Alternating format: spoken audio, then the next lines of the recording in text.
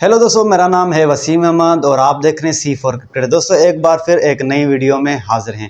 दोस्तों social media पर काफ़ी सारे ये चर्चा हो रही है कि ये पाकिस्तान की बुरी परफॉर्मेंस थी या फिर इंडिया की साजिश। और जहां पर विकेट चेन्नई के विकेट पर 200 रन चेस करना भी मुश्किल हो जाता है, वहां पर अफगानिस्तान वन साइडेड मैच ले गई। तो ये क्या है, ये क्या चीज़ें चल रही हैं? काफ़ी सारे सवाल उठ रहे हैं पाकिस्तान टीम पर और काफ़ी सारे सवाल इंडिया की मैनेजमेंट पर उठ रहे हैं कि ये इंडिया की साजिश है, पिच में चेंजिंग की गई। तो हमारे पास कुछ फैक्ट्स हैं, पहले वो उस फैक्ट्स पर बात करते हैं। सबसे पहले बात करते हैं कि इसी मैच पर 3-4 दिन पहले अफगानिस्तान का मुकाबला था न्यूजीलैंड के साथ, जहां पर न्यूजीलैंड आप सबको पता है कि 288 रन का टारगेट देती है। वहां पर जवाब जब चेस करने आती है अफगानिस्तान टीम तो 140 रन पर ऑल आउट हो जाती है। वहां पर इस बॉल ग्रिप भी हो रहा होता है, इवन के फास्ट बॉलिंग भी चल रही होती है। स्पिन को तो यहाँ हेल्प मिलती ही मिलती है, क्योंकि यहाँ पर स्पिनर का बॉल स्पिन भी होता है, ग्रिप भी होता है और आपको चेस करना चेन्नई की पिच पर मुश्किल हो जाता है। जैसा कि आप सब लोग जानते हैं कि चेन्नई की पिच सेकेंड इनिंग में बहुत मुश्किल मानी जाती है।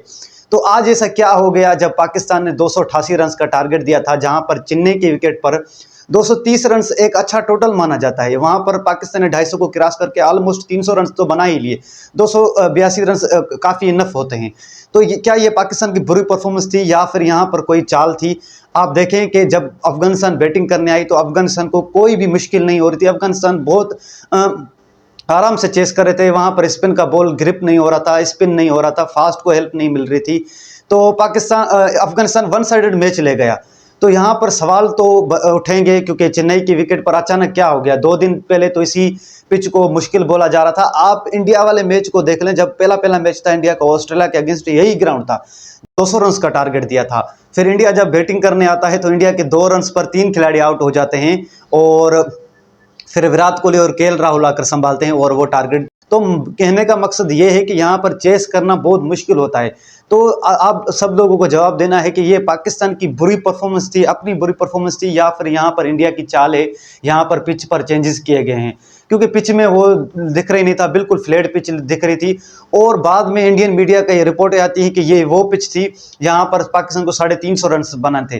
भाई आप लोग तो बोलते हो कि ये पिच टर्निंग पिच है, यहाँ पर सेकेंड इनिंग्स में मुश्किल होता है चेस करना, तो अचानक ऐसा क्या हो गया? तो ये सारे सवाल गर्दिश कर रहे हैं। बाबर आजम की कैप्टनसी को लेकर भी क्वेश्चन है कि बाबर आजम ने कैप्टनसी सही नहीं की। चलो कैप्टनसी को तो साइड पर रखते हैं, यहाँ पर कोई विकेट के चांस क्रिएट ही नहीं हुए। एक होता है कि कैचेस ड्रॉप हो, भाई कुछ हो, स्पिन हो, तो एक बात समझ में आती है। बिल्कुल फ्लैट विकेट लग रही थी। तो ये सब सारे सवाल उठ रहे हैं। तो आप लोग बताना, आप लोग कमेंट में बताना कि ऐसा क्या हो गया और ऐसे पिच में कौन सी चेंजेस आ गई कि यहाँ पर बिल्कुल बॉलिंग पिच लग रहा था। अब बात करते हैं क्या पाकिस्तान सेमीफाइनल में अब क्वालिफाई कर सकता है, क्योंकि सारे पाकिस्तानी जो लोग हैं उनको जहन में ये सवाल होगा कि अब पाकिस्तान का क्या बनेगा, क्या पाकिस्तान आगे जा सकता है? तो जी हाँ, बिल्कुल जा सकता है। पाकिस्तान के 4 मैचेस रहते हैं, इंग्लैंड, न्यूजीलैंड, साउथ अफ्रीका और बांग्लादेश। तो अगर पाकिस्तान चारों मैच जीतता है तो फिर डायरेक्ट सेमीफाइनल में जाएगा अपने 12 पॉइंट्स के साथ।